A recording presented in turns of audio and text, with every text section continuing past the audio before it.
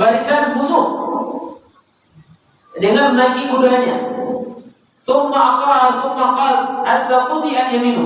Ketika dia masuk dalam jumlah itu ya, jumlah musuh yang begitu banyak, dan ternyata Ja'far quti'at yaminu, tangan yang kanan putus. Jadi karena masuk menghadapi apa? Ya, musuh dari jumlahnya banyak ya. Ya, putus tangannya. Ada yang menebas tangannya, yang memotong tangannya. Kanannya putus, berarti tinggal apa? Kiri. Fa'akhadha bi shimali. Kemudian panji itu langsung diambil dengan tangan kiri. Insyaallah luar biasa dia. Yang perjuangan daripada Ja'far. Walam biasa dihadapun ya shimal. Dan tatkala dia pegang panji itu dengan tangan kirinya pun juga ditebas, putus juga. Jadi dua tangannya itu putus, yang kanan putus, yang kiri juga putus.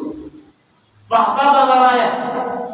Kemudian dia rangkul itu panji, karena ini tangan lainnya dia rangkul. Macam mana dia rangkul itu? Diambil dengan dia, kan? Dia rangkul itu panji, sehingga kemudian dia dibunuh ya oleh pasukan musuh. Karena tidak bisa lagi daya. Kalau tangan kanan ini kiri juga putus, dia otomatis senjata tidak bisa dipegang lagi. Udah kesempatan bagi musuh. Ya, dan akhirnya juga siapa meninggal? Ja'far juga meninggal, syahid. Wa adzabahu Allah bi janahihi fil jannah. Dan kemudian Allah Subhanahu wa taala mengganti dua tangannya Ja'far ini dengan dua sayap, yang itu nanti dia terbang di surga.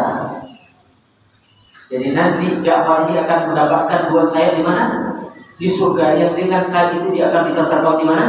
Di surga.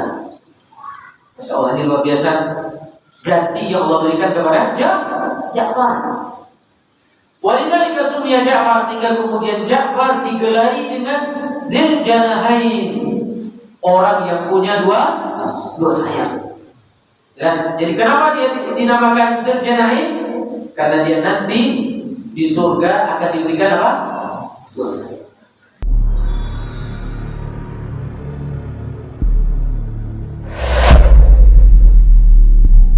Bismillahirrahmanirrahim.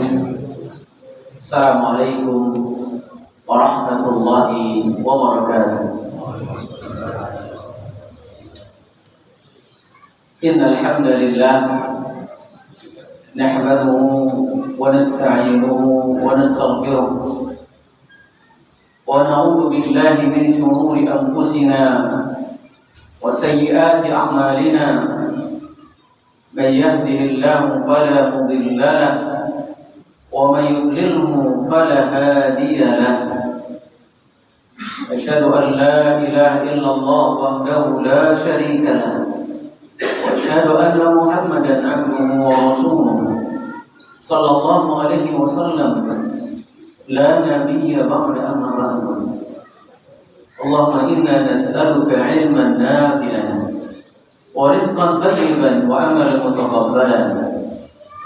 اللهم لا سهل إلا ما جعلته سهلا وأنت تجعل الحزن إذا شئت سهلا. معاشر المسلمين والmuslimat jamaah salat maghrib yang dimuliakan oleh Allah Subhanahu wa taala. Bersyukur kita kepada Allah Subhanahu wa taala atas segala nikmat karunia yang Allah berikan kepada kita.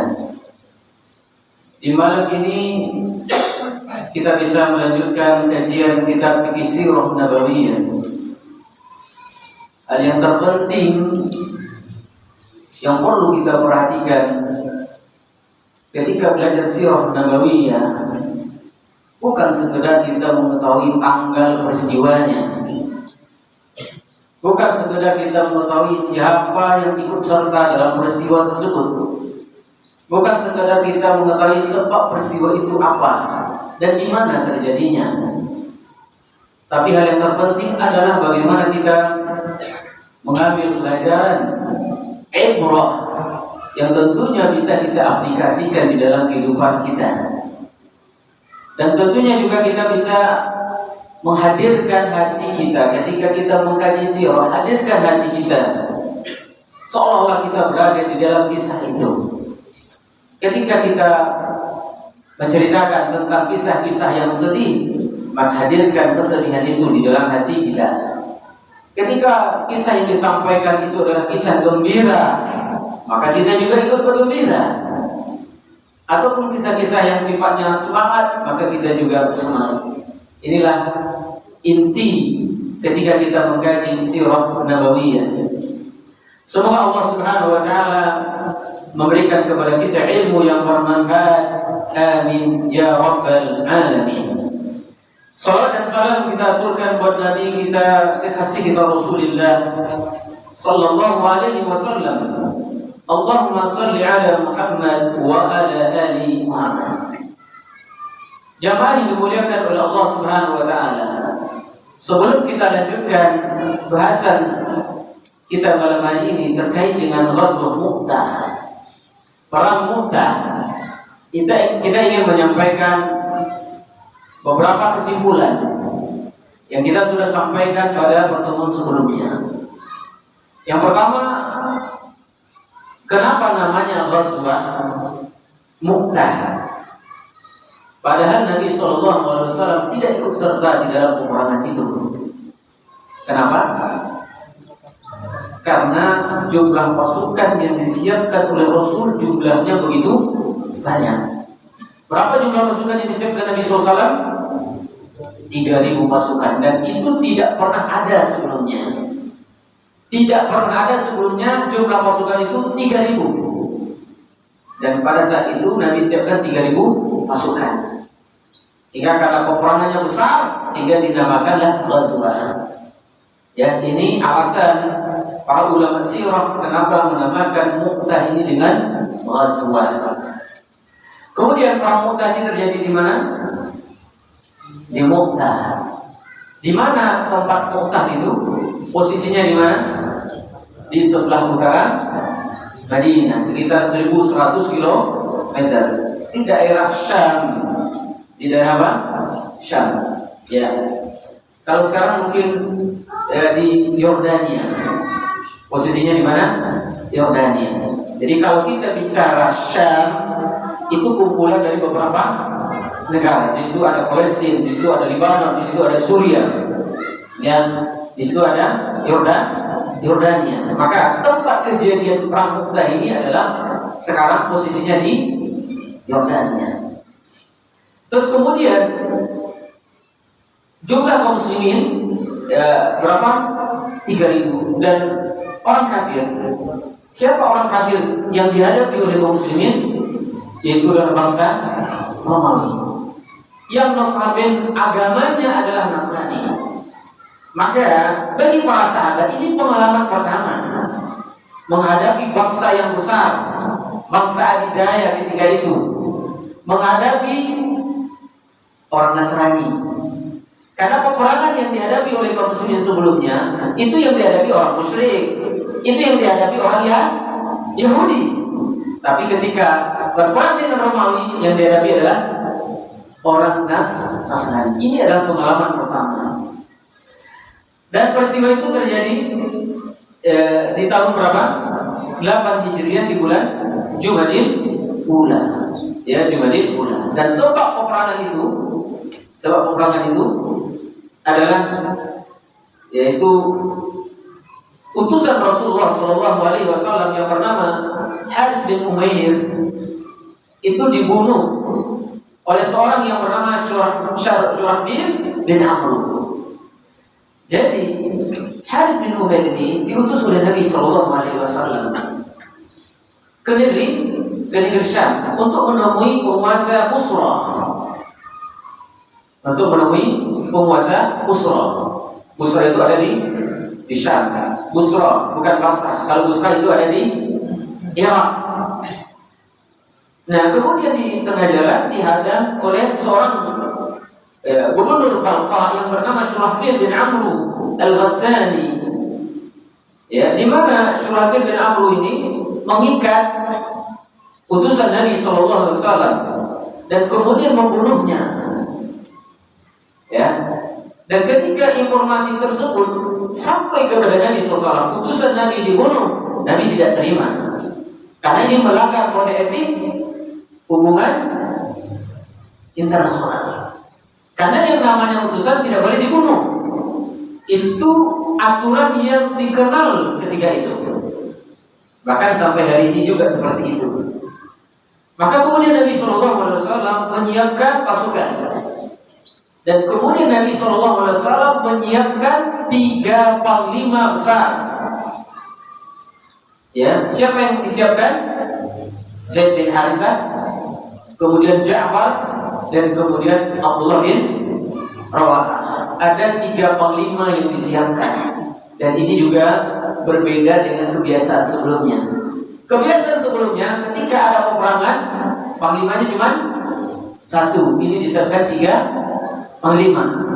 Sehingga perang Mu'tah ini menurut para ulama disebut dengan Juyushul Umara. Perang apa? Juyushul Umara, karena peperangan itu dipimpin oleh banyak panglima. Nah, kemudian Nabi SAW juga menyampaikan sebuah statement, kalau seandainya Zaid bin Harithah meninggal, maka dia akan digantikan oleh siapa? Ja'far. Kalau Ja'far meninggal, maka dia digantikan oleh Abdullah bin Rawahah. Jadi tidak langsung semuanya jadi panglima, karena kacau juga nanti. Ya, kalau panglima ketua itu 3, kacau nanti pasukan. Makanya dalam hal apa saja kehidupan sehari tidak bisa, ketua itu tak boleh lebih dari 1. Ya, ketua itu tak boleh lebih dari 1. Ketua itu 1. Ya, walaupun mungkin dalam kenyataan ada ketua 1, ketua 2, ketua 3. Sebenarnya ketua itu 1 saja. Amir itu 1 saja. Karena dialah yang akan memberikan komando. Kalau 3 amirnya, pusing nanti pasukannya. Yes? Oke, kemudian sebelum pasukan para sahabat ini berangkat menuju medan perang, Nabi SAW memberikan wasiat. Apa wasiat yang disampaikan oleh Nabi SAW? Dalam kitab ini tidak disebutkan isi wasiatnya, tetapi kita menemukan di dalam kitab yang lain, dalam kitab Sahihul Athar wa Jamilul Ibar min Siratil Khairil Al-Bashar, kita temukan isi daripada wasiat Nabi SAW. Kata Nabi SAW, "Ughzu bismillah, faqatilu aduwallahi wa aduwakum." Kata Nabi SAW, "Ughzu bismillah, berperanglah kalian dengan menyebut nama." Ini ditanamkan oleh Nabi kepada para sahabat. Karena peperangan yang akan dihadapi bukan peperangan kecil, tapi perang dahsyat. Dan butuh pertolongan Allah Subhanahu wa Ta'ala. Peperangan-peperangan yang dilakukan kaum muslimin yang pada akhirnya mendapatkan kemenangan itu rata-rata pertolongan Allah Subhanahu wa Ta'ala. Karena kalau dilihat dari jumlah pasukan sangat kecil, dilihat dari persenjataan sangat sederhana, tidak mungkin menang kaum muslimin. Tetapi kenyataannya mendapatkan kemenangan itu adalah berkat rahmat dan bantuan Allah Subhanahu wa Ta'ala. Makanya ini bentuk tawasul. Tawasul dengan menyebut nama Allah. Bismillah dengan menyebut nama Allah. Faqatilu aduwakum wa aduwallahi wa aduwakum. Perangilah musuh Allah dan musuh kalian. Ya. Kalian sekarang akan berhadapan dengan musuh Allah dan musuh kalian. Ya. Ini untuk menumbuhkan apa? Semangat. Jika kalian mau menghadapi musuh kalian, ini bukan musuh siapa-siapa, ini musuh kalian ini. Dan musuh Allah Subhanahu wa Ta'ala. Innakum satadkhuluna Syam. Sesungguhnya kalian akan masuk ke negeri Syam. Wa satajiduna rijalan fi sawami' mu'tazilina. Ketika kalian masuk ke negeri Syam, tentu kalian akan bertemu dengan para pendeta. Ya, karena Syam itu ya agama yang dominan ketika itu adalah agama Nasrani. Tentu pendetanya banyak. Kalian akan menjumpai para pendeta di sawami, di tempat peribadatan mereka. ketika kalian menjumpai mereka, fala tata'arradu lahum, jangan kalian mencoba untuk mengusik mereka. Jangan usik mereka. Ini aturan peperangan ya. Jadi tidak boleh membunuh para pendeta yang mereka asik bukan beribadah ya. Karena beribadah ini istilah kita nih. Apa namanya? Melakukan ritual. Melakukan ritual di tempat ritual mereka. Jadi tidak boleh dibunuh kecuali pendeta itu ikut juga berperang. Kemudian kata Nabi SAW, wala taqtulu imra'atan, jangan kalian bunuh wanita. Wanita tidak boleh dibunuh. Wala saghiran, anak kecil tak boleh dibunuh. Wala kabiran baniyan, dan orang tua yang lanjut usia. Di orang tua yang sudah sepuh, yang sudah tua, jangan dibunuh. Ini aturan yang luar biasa, yang indah di dalam agama kita, yang tentunya tidak ditemukan di agama yang lain. Kalau di agama yang lain mungkin main hantam saja, anak kecil pun ditembak juga. Itu yang terjadi. Perempuan pun dihabisin juga gitu. Tapi di dalam agama kita ada aturan lainnya. Jadi itu yang disampaikan oleh Nabi SAW kepada kita. Wala taqta'u syajaratan, jangankan membunuh orang. Nabi katakan apa? Jangan kalian menebang pohon. Artinya jangan merusak. Jangan merusak. Karena pohon ini kan dibutuhkan oleh manusia. Bukan saja manusia butuh pohon, binatang juga butuh pohon. Gitu kan? Wala tahdimu binaan, dan kemudian janganlah kalian menghancurkan bangunan. Jangan hancurkan bangunan. Jadi wasiat Rasul Shallallahu Alaihi Wasallam yang disampaikan kepada pasukan kaum muslimin. Kemudian Nabi SAW mengatakan, "Wasal Rasul an ya'tu Makkah Harits bin Umair wa an yad'u hunalika ila Islam." Nah, kemudian ketika pasukan bergerak, ada peristiwa yang menarik di sini, yaitu adalah Abdullah bin Rawahah yang tadi sudah ditunjuk oleh Nabi sebagai panglima. Kapan dia jadi panglima? Kalau Ja'far meninggal. Baka dia menangis. Ini pokok orang menangis ini, kan? Menangisnya Abdullah bin Rawahah bukan takut tetapi dia teringat dengan dia mendengar Rasulullah SAW membacakan sebuah ayat. Dia mendengar Nabi SAW membacakan sebuah ayat yang di situ disebutkan tentang neraka. Wa in minkum illa wariduha kana 'ala rabbika hatman maqdiya. Di dalam ayat itu Allah Subhanahu wa taala menyebutkan, tidaklah ada di antara kalian nanti kecuali akan melewatinya. Akan melewati apa? Jembatan yang terbentang antara surga dan neraka. Kemudian kana 'ala rabbika hatman maqdiya, itu sudah menjadi keputusan. Jadi yang dipikirkan oleh Abdullah bin Rawahah itu nanti macam mana nanti? Akan mengapa lewati jembatan. Jadi pikiran Abdullah bin Rawahah jauh ke depan. Jauh ke depan. Macam mana nanti? Padahal dia itu sudah mau pergi berapa tadi? Berperang. Itu masih terpikir gitu. Itu masih terpikir. Bagaimana dengan kita? Kita harus banyak-banyak mengingat apa? Bagaimana nanti kita di jembatan, bagaimana itu perlu kita ingat.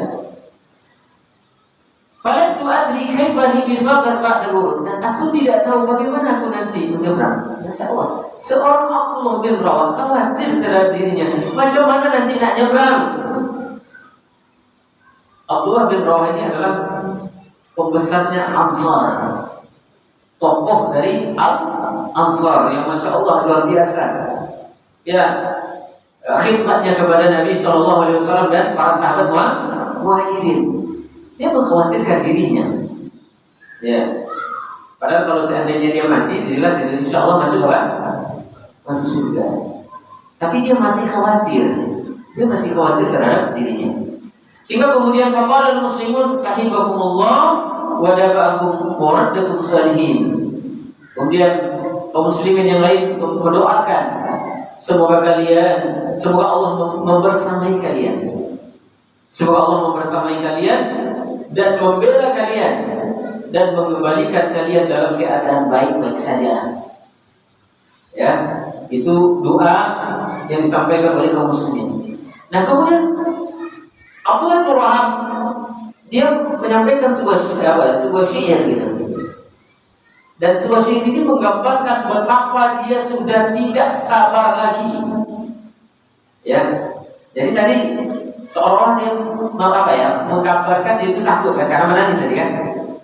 Nah, sekarang dia ingin menampakkan kepada kaum muslimin dia tidak takut untuk berperang, justru malah dia menunggu itu. Apa dia katakan? As'alur Rahman maghfiratan wa darbatan data fardin taqzibuz zabada. Ini kalimat yang luar biasa. Aku memohon kepada Allah ampunannya, dan aku memohon kepada Allah aku kena pukulan. Ya. Yang membuat apa? Yang membuat badanku mengeluarkan darah. Dia pengen itu ya. Dia pengen apa? Dia pengen kena hantaman. Sehingga kemudian dengan hantaman itu darahnya keluar dari badannya. Paham? Auta'natan biyadi kharanin mujahizah biharbatin tanfudul ahsya' wal kabidat. Dan saya berharap akan mendapatkan tikaman. Ini mengharapkan apa ini? Mati ini. Saya berharap aku mendapatkan tikaman dari seorang yang ingin membunuh. Dia ingin ketemu sama orang yang betul-betul haus darah. Dia cepat mati gitu. Taqudul ahsya biharbatin, dengan menggunakan tombak yang mana tombak itu masuk ke dalam ususku dan hatiku. Dia berharap kena apa, Pak? Kena tombak itu masuk ke ususnya. Masya Allah, ini luar biasa ini. Ya, inilah kaum muslimin, para sahabat Nabi SAW ketika mereka berjihad, apa yang mereka inginkan? Mati syahid. Ya, luar biasa ini. Hatta yuqala idza marru alayya jasadi jadsi arsyadahu Allah min ghazin wa qad rushda. Sehingga ketika aku telah meninggal, maka orang akan melewati kuburanku dan mereka akan mengatakan arsyadahullah min ghazin, dan orang-orang akan mendoakan semoga Allah memberikan petunjuk kepada orang-orang yang ikut berperang. Jadi dia ingin itu, kalau dia sudah mati nanti orang mendoakannya. Ya, orang-orang yang sudah meninggal itu dapat petunjuk. Ini menunjukkan betapa ya Abdullah bin Rawah itu betul-betul ya semangatnya luar biasa. Jadi kalau ini kan dikobarkan kepada sahabat yang luar biasa, itu kan? Ini memberikan pengaruh yang luar biasa.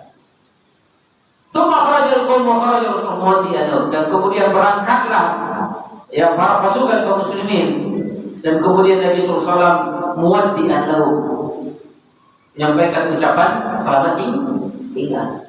Ya, ucapan selamat tinggal hatta balagha saniyati wa waqafa wadahu. Sampai melakukan perjalanan sampai di Saniyatul Wada, terus perjalanan dilanjutkan.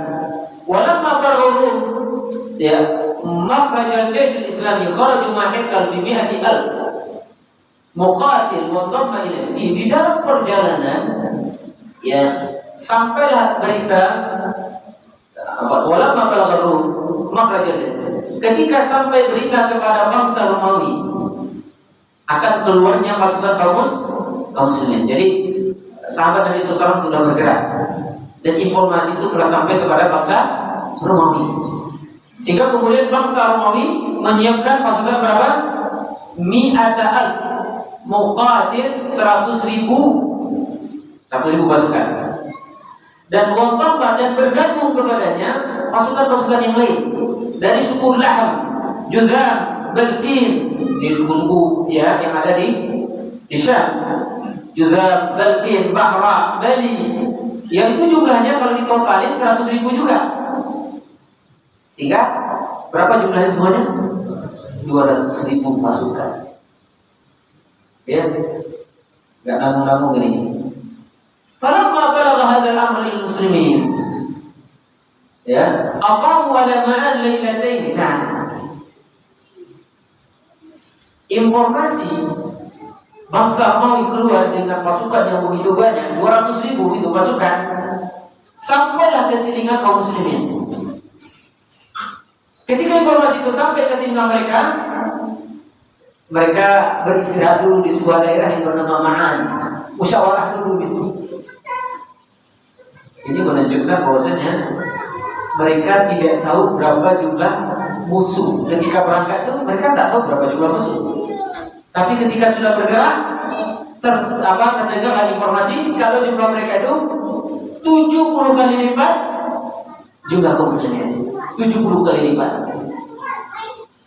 Dan ini tentunya membuat apa nih? Perasaan gimana? Ngeri-ngeri sedap juga ini. Agak takut juga ini kaum muslimin, agak takut, betul ya. Kayak sahabat itu juga manusia. Kebayang nggak 3.000 berhadapan dengan 200.000 umat? Macam mana ini? Ya kan? Akhirnya mereka singgah di daerah Ma'an dekat Syam. Ya, di daerah apa? Ma'an. Berapa lama mereka istirahat di situ? Lailatain, 2 malam. Singgah di situ 2 malam bermusyawarah. Wa qalu natubu ila Rasulillah wa nukhbiru bi ayat. Nah, bagaimana nih? Jadi mereka mengatakan satu sama lain, "Sama nih? Ya, musuh kita banyak nih. Macam mana? Gas atau gimana nih?" Nah, atau kita buat surat dulu kepada Nabi. Kita kirim surat kepada Nabi, kita kabarkan kepada Nabi tentang jumlah musuh kita. Kalau kita kabarkan kepada Nabi, maka ada kemungkinan Nabi akan mendatangkan bantuan pasukan. Wa imma ya'muru bi amrin fadli, atau kita gas saja. Ada perbedaan pendapat ketika itu. Cuma ada yang memberikan saran, kalau kita tunggu pasukan, kapan pasukan kita datang? Gitu kan? Tidak tahu juga. Dan menyampaikan informasi gak gampang ya. Gak gampang. Kalau hari ini mungkin gampang naik pesawat cepat itu ya, berita sampai. Bahkan sekarang dengan apa? WhatsApp itu cepat gitu kan. Kan dulu lama. Jadi gimana nih? Ini kan menunggu tanpa kepastian ini kan, ini akan memberikan pengaruh kepada psikologis pasukan kaum muslimin. Maka fasyajja Abdullah bin Rawah. Nah ini lihat, perhatikan nih, Abdullah bin Rawah lagi nih, dia memainkan perannya dan dia memberikan motivasi kepada kaum muslimin. Ya kaum, wahai kaumku, wahai kaum muslimin, innal ladzina takrahuna lillati kharajtum tatlubuna syahada. Sesungguhnya apa yang kalian takutkan itu, kalian takut nampaknya ya, kan takut nampaknya itu ya. Sudah melakukan perjalanan berhenti takut kalian itu. Kenapa kalian takut? Bukankah kalian menginginkan syahadah, mati syahid? Bukankah kalian menginginkan mati syahid? Wa ma nuqatilu nas bi adadin wala quwwa wala kathrah. Dan kita tak pernah memerangi musuh karena jumlah. Kenapa kalian takut? Bukankah sebelumnya kita tidak memperhatikan itu? Sebelumnya kan jumlah kaum muslimin selalu jumlahnya sedikit. Kita tak pernah berperang memperhatikan jumlah. Oh, jumlah kita sedikit, jumlah musuh banyak, ada jadilah. Tak ada. Kemudian kita juga tidak pernah memperhatikan kekuatan. Kita tidak memperhatikan kekuatan musuh, kekuatan kita tidak perhatikan. Dan kita juga tidak memperhatikan berapa jumlahnya, berapa banyaknya. Manuqatul illa bihadadin. Kita tidak pernah memerangi musuh kecuali bihadadin, kecuali karena agama ini yang Allah muliakan kita dengannya. Kalian jangan takutlah. Ya, bukankah kita mencari mati syahid? Bismillah. Fantaliqu. Apa tantaliqu? Berangkat. Bergerak. Fa inna ma bihdal muslimin. Ketika kalian bergerak, kalian akan mendapatkan salah satu dari pilihan yang baik ini. Apa itu? Imma zuhur, bisa jadi kalian akan mendapatkan kemenangan, atau kalian mati syahid. Udah gas aja lah. Kemungkinan dua, menang atau mati syahid. Dua-duanya oke. Dua-duanya oke. Mantap kan ini? Wah, masya Allah, luar biasa. Inilah sosok pemimpin panglima ya, yang dibutuhkan, yang apa ya, yang bisa menenangkan hati pasukan. Jadi ketua itu fungsinya itu. Jangan sampai pula statement kedua bikin galau pasukan. Ya. Jadi kalau ketua bikin galau pasukan, jangan jadikan ketua. Kalau bikin galau terus ini kan. Ya, jadi itulah keberadaan apa pemimpin. Fantaliku faqala an-nas qad sadaqa Allah wa sadaqa qawmin wa nah, ketika kalimat itu diucapkan, orang-orang mengatakan, ya benar apa yang disampaikan oleh Abdullah bin benar tuh, benar. Oke, katanya jaga semangatlah mereka. Ya, kemudian berangkat. Fastaqarra rajul ala ma qala Abdullah bin Rawah, sehingga kemudian mereka sepakat ya menyetujui apa yang disampaikan oleh Abdullah bin Rawah. Taharrakal jaysh, bergeraklah pasukan limulaqatil adu, untuk menemui musuh. Hatta lam yarjumu hirqal biqaryatin yuqalu laha Masyarif, sehingga pasukan kaum muslimin bertemu dengan pasukan Romawi ini di mana? Di sebuah kampung yang bernama Masyarif. Nama daerah kecilnya apa? Masyarif. Tsumma dana al-adu, kemudian musuh semakin mendekat. Fanhazal muslimun ila qaryatin Mu'tah, fa'askaru hunaka wa ta'bahu lil qital. Dan semakin mendekat, maka kaum muslimin mencari kampung namanya Mu'tah. Jadi lagi jumuk ya, pasukan Heraklius bertemu di mana tadi? Di Masyarif. Tapi kaum muslimin pergi tempat apa ya? Mencari pasukan. Cari apa namanya? Pos. Ketemu cari apa namanya? Pos untuk apa namanya? Untuk jaga-jaga juga. Wa fi Mu'tah yatafajjasa. Nah, di Mu'tah itu bertemulah dua pasukan. 3.000 berhadapan dengan 200.000. Peperangan berkecamuk. Ya. Ma'rakatun ajibah wa liqa'un ghairu mutakafi. Syekh menyebutkan ini adalah peperangan yang dahsyat. Pertemuan yang tidak sebanding, yang tidak seimbang ini. Karena Masya Allah berhadapan dengan jumlah yang banyak. Fastushhida qaidul muslimin Zaid bin Harithah. Jadi Zaid bin Harithah ketika itu ya karena bertemu ya mungkin ada yang nombak dia, yang apa, yang yang memukul dia semacam sehingga dia meninggal. Jadi Zaid bin Harithah ini ditembak oleh seorang musuh, kemudian dia meninggal. Fa'akhadha raya Ja'far. Nah, karena Zaid bin Harithah ini meninggal, maka raya itu diambil. Jadi tugasnya panglima itu memegang panjinya Rasul, memegang bendera. Itu panglima yang memegang itu. Ketika panglima itu meninggal, Zaid bin Harithah panglima. Ketika dia meninggal, maka jatuh. Dan ini kalau panji ini dibiarkan, ini akan menunjukkan apa nih? Kekalahan. Maka dengan cepat Ja'far langsung ambil apa? Panji itu diambil oleh Ja'far. Faktama anfasilau, dan kemudian Ja'far menerobos masuk ke barisan musuh dengan menaiki kudanya. Summa aqra summa qal hatta quti'at yaminu. Ketika dia masuk dalam jumlah itu ya, jumlah musuh yang begitu banyak, dan ternyata Ja'far quti'at yaminu, tangan yang kanan putus. Jadi karena masuk menghadapi apa? Ya musuh dari jumlahnya banyak ya. Ya putus tangannya, ada yang menebas tangannya, yang memotong tangannya. Kanannya putus, Berarti tinggal apa? Kiri. Fa'akhadha bi shimali. Kemudian panci itu langsung diambil dengan tangan kiri. Luar biasa dia. Yang perjuangan daripada Ja'far. Walam biasa dihadaput ya shimal. Nah, tatkala dia pegang panci itu dengan tangan kirinya pun juga ditebas, putus juga. Jadi dua tangannya itu putus, yang kanan putus, yang kiri juga putus.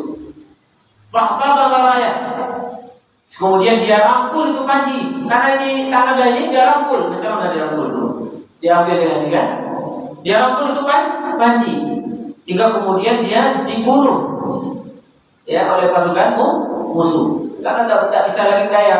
Kalau tangan kanan ini kiri juga putus, dia otomatis senjata tidak bisa dipegang lagi. Udah kesempatan bagi musuh. Ya, dan akhirnya juga siapa meninggal? Ja'far juga meninggal, syahid. Wa athabahu Allah bi janahihi fil jannah. Dan kemudian Allah Subhanahu wa taala mengganti dua tangannya Ja'far ini dengan dua sayap, yang itu nanti dia terbang di surga. Jadi nanti Ja'far ini akan mendapatkan dua sayap di mana? Di surga. Yang dengan sayap itu dia akan bisa terbang di mana? Di surga. Masya Allah, ini luar biasa ganti yang Allah berikan kepada Ja'far. Walidhalika summiya Ja'far, sehingga kemudian Ja'far digelari dengan Dzul Janahain, orang yang punya dua sayap. Jadi kenapa dia dinamakan Dzul Janahain? Karena dia nanti di surga akan diberikan apa? Dua sayap.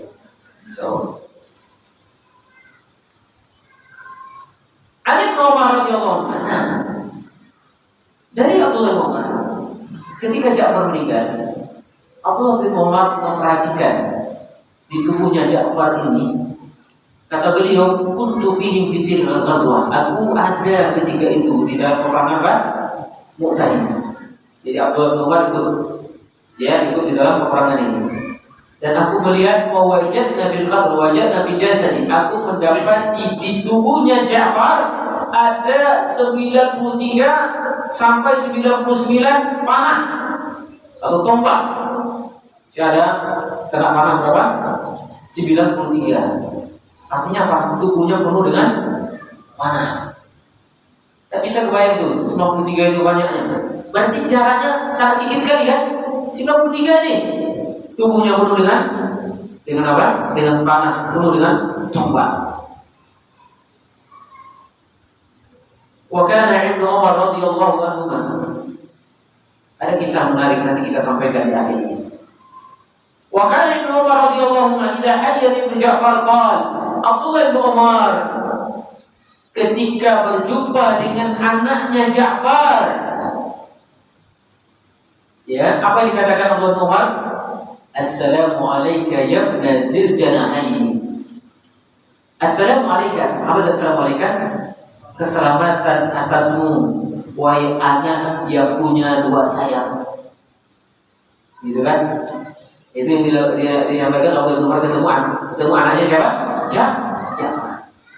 Wa ba'da istishhadi Ja'far akhadha ar-rayah Abdullah bin Rawahah. Setelah Ja'far meninggal, kemudian rayah itu, panci itu diambil oleh siapa? Abdullah bin Rawahah. Bergantian. Dan Abdullah bin Rawahah tak lama juga memegang panci itu. Dia pun kena tombak juga. Faqatala hatta qutil, dan kemudian pada akhirnya dia juga meninggal. Berarti 3 per 5 ini semua sudah wafat. Sehingga kemudian di mana posisinya panci tadi?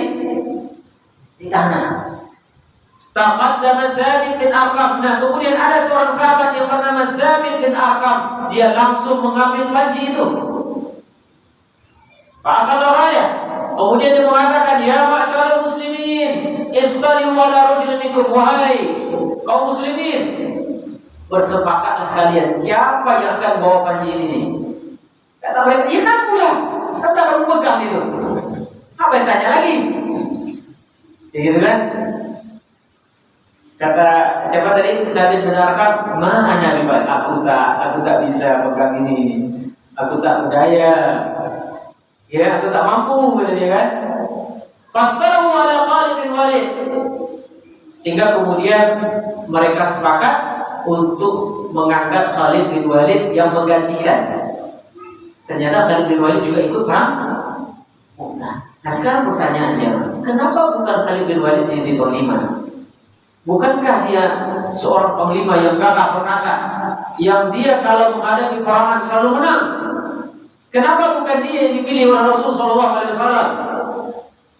Karena Khalid bin Walid ini baru masuk Islam. Dia baru masuk Islam. Jadi sebelum peperangan itu dia baru masuk Islam, baru 6 bulan. Ya baru Islam. Jadi artinya dia masih junior lah ya, masih junior. Ya, dan kemudian Nabi juga ingin menghormati sahabat-sahabat yang lain, makanya tidak diberikan kepada Khalid bin Walid. Sehingga mereka sepakat untuk memberikan itu kepada Khalid bin Walid. Diambillah oleh Khalid bin Walid pancing itu. Qatala qitalan mariran. Kemudian Khalid bin Walid berperang dengan semangat yang luar biasa. Dengan gigih dia berperang. Disebutkan di sini, Fa'ad bin Abi Hazim qala sami'tu Khalid bin Walid. Ini ya, kegigihan Khalid bin Walid di dalam peperangan itu disampaikan oleh Qais bin Abi Hazim. Qais bin Abi Hazim berkata, aku mendengar Khalid bin Walid pernah mengatakan, laqad inqata'at bi yadi yawma Mu'tah 9 asya, fama baqiya bi yadi illa sahibatan yamaniyah.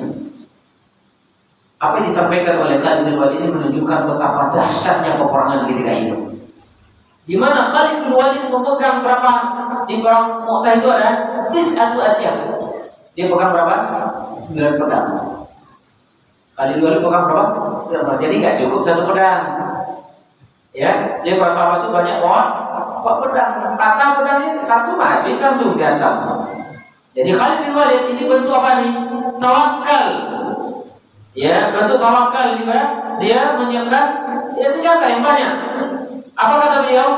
Fama baqiya bi yadihi illa, tidak ada yang tersisa dari yang 9 ini kecuali 1 saja. Pedang yang sahibatun yamaniyah, pedang yang berasal dari Yaman. Ya, pedang Yaman ya, yang datang dari Yaman. Berarti lampanya itu putus semua. Insyaallah tinggal 1 ya. Jangan sampai sini. Tinggal 1 apa tadi? Walamma bata Khalid. Ya, kemudian peperangan ini sampailah malam hari. Biasa malam itu jadi jangan dikira ya kalau perang itu 24 jam ya. Mana kuat kalau perang 24 jam. Ya, biasanya malam berhenti. Nah, ketika malam hari Khalid bin Walid mengatur strategi. Ya, ini pintarnya Khalid bin Walid ini. Macam mana ini? Dia tak bisa macam ini nih. Ya. Apa yang dia lakukan? Ja'ala muqaddimal jaysh saqatu wa saqatu muqaddamatu wa maimanatu maisaratu wa maisaratu maimanata. Dia mengganti posisi pasukan. Dia mengganti posisi pasukan. Pasukan yang di depan ditaruh di mana? Di belakang. Pasukan yang sayap kanan ditaruh di sebelah kiri. Ya, ini sebenarnya untuk mengecoh lawan. Dan ketika itu Khalid bin Walid sebelum berperang itu apa yang dilakukan oleh Khalid bin Walid? Dia kumpulkan debu-debu. Paham? Ya, jadi keberterbangan. Jadi tak nampak pasukan kaum muslimin. Jadi ketika terjadi perubahan formasi itu, orang Romawi nyangka, oh ini ada tambahan pasukan ini. Karena di depan bukan itu yang di depan tadi. Tahunya gitu kan? Ini enggak bukan yang tadi nih. Jadi mereka menyangka ada tambahan pasukan kaum muslimin. Paham ya? Dan mereka tidak bisa melihat berapa jumlahnya. Karena apa tadi? Kepulan debu tadi. Aduh, pintarnya itu kali ya. Mantap banget itu. Apa macam mana caranya kan? Parang pasir kan? Gampang itu. Dan ketika itu musuh ketakutan. Baca dia. Ya. Padahal mereka itu sudah banyak kan? Tapi melihat ada pasukan yang baru nampaknya takut mereka. Masya Allah, takut mereka. Sehingga kemudian mereka itu kabur. Dan Khalid bin Walid biarin aja, nggak kejar, ngapain tuh? Apa saya tuh? Akhirnya Khalid bin Walid bawa pasukan ke Madinah. Itu cara Allah Subhanahu Wa Taala menyelamatkan. Kalau ini terus habis ini, paham dari sini? Jelas ada sedikit lagi nih. Ini tanggung nih, boleh nih? Ini tanggung ceritanya. Kayak enak pula nak ulang lagi sisi itu. Anas bin Malik, Nabi Sunnah Sayyidah wa Ja'far wa Ibnu Rawahin. Nah ini ada kisah menarik yang luar biasa. Ketika 3 orang ini meninggal, maka Rasulullah SAW menemui keluarga mereka.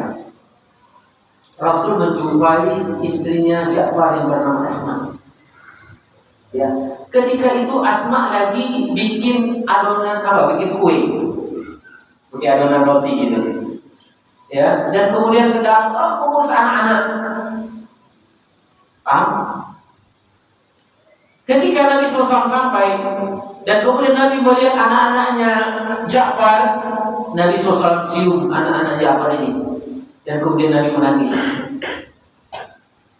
Jadi ketika itu Nabi menangis, dilihat oleh Asma, wahai Rasul, ma yuki, apa yang membuatmu menangis? Apa gerangan yang terjadi? Bagaimana dengan Ja'far? Bagaimana dengan sahabat-sahabatnya? Maka kemudian Nabi SAW menyampaikan dengan berat hati, suamimu telah meninggal. Ja'far telah meninggal. Dan ketika dia mendengar ucapan Nabi Ja'far telah meninggal, berteriaklah ini siapa? Asma. Dia tidak siap. Anaknya masih apa? Anak kecil. Dan dia lagi membuat apa? Makanan, nasi bukan makanan. Sehingga kemudian Rasulullah SAW katakan, "Kau Asma, kau usah kamu lanjutkan." Itu. Dan kemudian Nabi SAW sampaikan kepada para sahabat, "Isna'u li ali Ja'farin qa'aman, faqad asabahu masyhur."